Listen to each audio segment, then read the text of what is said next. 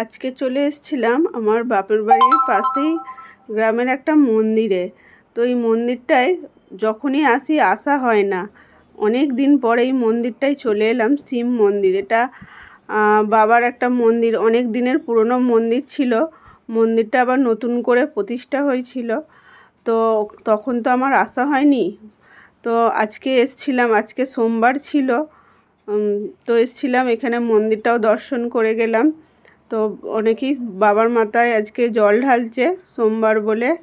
তো মন্দিরে দর্শন করলাম, তো মেয়েরাও দর্শন করে প্রণামী বাসকে প্রণামী দিল। তো এখানে টিপ পরিয়ে দিচ্ছে।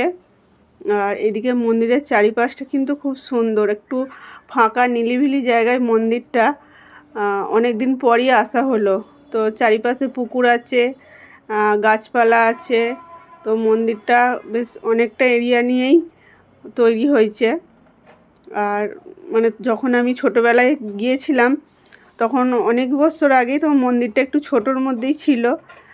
অনেক এখন উন্নতিও হয়েছে। এখানে ছোট একটা তারা মায়েরও মূর্তি আছে, এখানে সব ধূপবাতি দিয়েছে। তো চারিদিকটা ঘুরে এখানে খেতে বসে গেছিলাম। তো এখানে সিস্টেমটা খুব সুন্দর লাগলো। অনেক জায়গায় পাতা দেয়, এখানে কিন্তু স্টিলের প্লেট দিয়েছিল। তো প্লেটগুলো নিজেরা একটু জল দিয়ে ধুয়ে নিয়েছি, নিয়ে এখানে ভোগ দিয়ে গেছে। প্রথমেই ঠাকুরের প্রসাদ দিয়ে গেছিলো একটু, তারপরেই এখানে ভোগের মধ্যে আছে গোবিন্দভোগ চালের খিচুড়ি। খিচুড়িটা কিন্তু দারুণ হয়েছিল। তারপর দিয়েছিল একটা শাক চচ্চড়ি, শাক চচ্চড়িটাও দারুণ হয়েছিল। তারপরে দিয়েছিল পায়েসটাও খুব সুন্দর হয়েছিল। সব খাওয়া দাওয়া করে, আর এখানে সিস্টেমটা দেখলাম, খাওয়া দাওয়া করে নিজেদের প্লেটগুলো ধুয়ে জমা করতে হবে। তো আমরাও করেছিলাম, খাওয়া দাওয়া করে একটু বসেছিলাম। তো কেমন লাগলো?